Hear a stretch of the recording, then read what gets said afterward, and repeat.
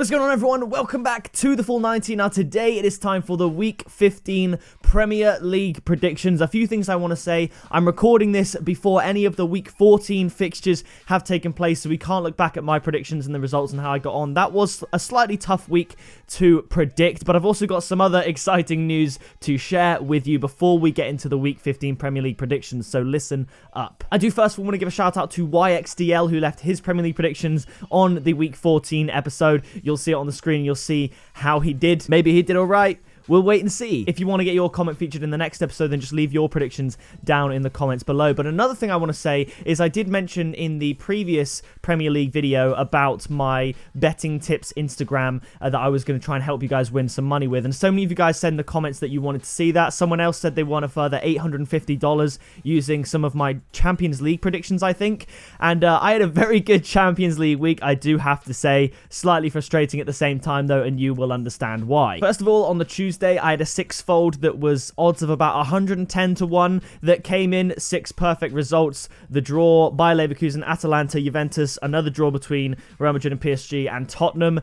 That was good going. And then Wednesday, I'm an idiot. I don't know why I did this. I randomly, spur of the moment, decided to cash out on a bet, which I don't get. It was an 8-fold accumulator at odds of 150 to 1, and I put in a $100 stake, and for some dumb reason, I cashed out for $1,000, and I would have won $15,000 if I just held on for another, I think at this point it was about half an hour, and I don't know why I cashed out. I genuinely don't know why. But nevertheless, that's 2 consecutive European nights where I had accumulators of over 100 to 1 come in, which is pretty dope. And this is the thing I've always thought, when you see people that do betting tips on Twitter, Instagram, they always play it so safe, which is understandable, but at the same time, they're just not winning enough. I've seen tipsters have trebles with ridiculously low odds. It's less than 2 to 1, and they still lose. You see people do turbo betting challenges where they do each little bet at odds of about 1.3,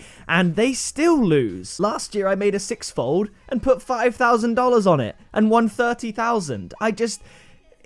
I don't know. So the link to my betting tips Instagram will be in the description, TF90 tips, and obviously on there I am going to play it a little bit safer. I might on the occasional day be like, here's a 10-fold mega accumulator, where if you put a quid in, you might get, I don't know, 2,000 back. But that's not obviously what I'm mainly going to be doing. But I think I'm capable of just getting, you know, just 5 to 1, 10 to 1 accumulators. I feel like I can do that. I don't know, we will see, but I've put the link to the TF90 tips Instagram in the description. It's not fully functioning at the time of recording in the sense that I don't have a profile picture. I'm not posting pictures yet, but just follow it and turn on notifications so you get notified when we start that up, because over the Christmas period, football's obviously very busy, and we can try and win you some money going into the new year. But all of that said and out the way, yes, we had a good European week. I definitely could have profited a lot more from it.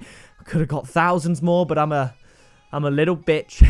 It is time to look at the Week 15 Premier League predictions, and I won't do it for this video because I haven't specifically planned to do it, but maybe in the future as well on YouTube. At the end of the video, I'll create like a little treble, or I'll tell you my banker of the week.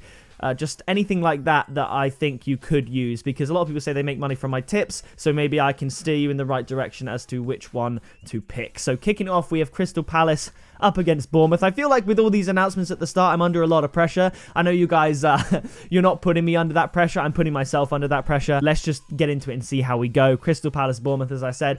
I have a feeling this is going to be a high-scoring game, because Crystal Palace, they'll think that Bournemouth are a team they'll be able to beat, so I think they'll be less standoff and play more like a home side, like they should do. Bournemouth away from home, they will feel like they can beat Crystal Palace and go on the counter-attack. So I'm going to go for a high-scoring 2-2 draw in this fixture. The next game is Burnley up against Manchester City. Burnley have proved to be resilient in the Premier League, and I do see them scoring and getting a goal against Manchester City. And to be honest, I do think Manchester City and both teams to score looks kind of juicy. I haven't looked at the previous matches between Burnley and Man City or anything like that, but Man City away from home, to have both teams to score and win, similarly to Liverpool, is usually a fairly decent shout, but I'm going to go for a 2-1 away win to Manchester City. I don't think it's going to be, absolute destruction from Man City. Burnley have been looking good this year, but I think Man City will be able to get the win nonetheless. Kicking it off next, we have Chelsea up against Aston Villa. I did get a Villa fan comment saying that I always hate on Villa. I never pick them to win. I did pick them to win. I did pick them to beat Newcastle, and they did.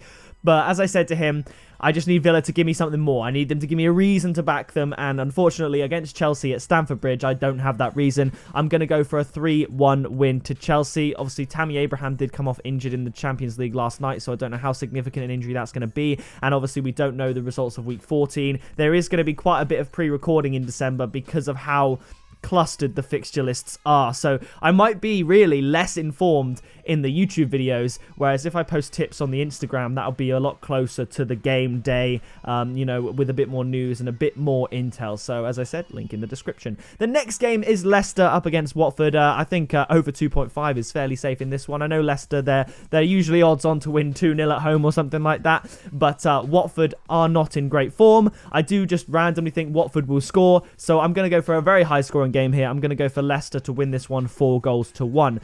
The next fixture is Man United up against Tottenham. Tottenham's away form isn't the best, but at the time of recording their last away game, they did get their first away win of the season. I predicted them to beat Bournemouth at home, a big victory in Week 14. And I predicted Man United to beat Aston Villa at home as well. So I think they'll both be going into this in fairly decent form. And I think it's going to be a score draw. I think Tottenham, they will be able to score against Manchester United because they just have a really, really good attack, to be honest. And they are scoring goals, but they are leaking goals at the moment still. And I think Man United will be able to take advantage of that. So I'm going to go for another 2-2 draw in this fixture. The next one is Southampton up against Norwich. And surprise, surprise, it looks like I'm going for back-to-back Southampton wins in the Premier League. I predicted that Southampton would beat Watford 2-1 in the previous game week. That was one of the harder predictions. To be honest, I think Week 14 was one of the hardest weeks so far this year in the Premier League. I'm going to go for Southampton to beat Norwich 2-1 as well, because I think Norwich,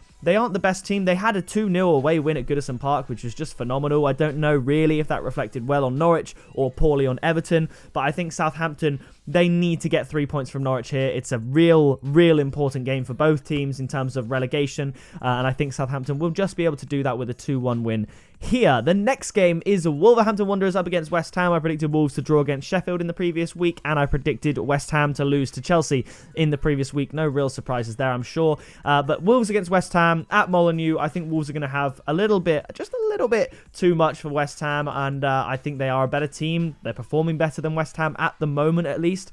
So I'm going to go for another 2-1 home win to Wolves this time. Possibly a draw on the cards here, but I'm going to give Wolves the slight edge. The next game is Liverpool versus Everton. Now, this traditionally is quite close and is actually quite low scoring, but the difference this time round being that Everton are in dreadful form. The previous week I predicted Everton to lose to Leicester, and the previous week I predicted Liverpool to beat Brighton comfortably. Again, I don't feel like there's any surprises that will happen there, so I'm going to go for a final comfortable home win to Liverpool, and actually a clean sheet, surprisingly, which is weird because Everton do have firepower. Liverpool have been leaking goals, but this is the Merseyside derby. Anything can happen. I'm going to go for a 3-0 win to Liverpool. Coming up after that, we have Sheffield United at home to Newcastle. Newcastle in the previous week I predicted to lose to Manchester City. I mean, there's not a lot more I can say about that. And Sheffield, of course, I did predict them to get an away draw against Wolves. I think Sheffield United, if they play the way they do against the top six, they will win this game easy. But if they make the mistake of playing against Newcastle like a bottom half side and let their guard down, then there could be issues. If Sheffield United adopt the same mindset as if Newcastle were one of the top six, they'll win this easy. And I'm expecting them to do that because tactically this year they have been fairly solid. So I'm going to go for a 2-0 win to Sheffield United. And the final game, Arsenal up against Brighton. Predicted Arsenal to actually win away from home against Norwich last week, and Brighton to lose, of course, to Liverpool away from home in the previous week. I'm going to go for an Arsenal win here. I think both teams will score because Arsenal's backline is just dreadful, and I'm going to go for an Arsenal 3-1 win in this fixture. So that is going to do it for the Week 15 Premier League predictions. As I've said multiple times, TF90 Tips Instagram will be down in the description. Who knows, if it goes well, maybe I'll set up a Twitter account or something like that. But just get your notifications turned on.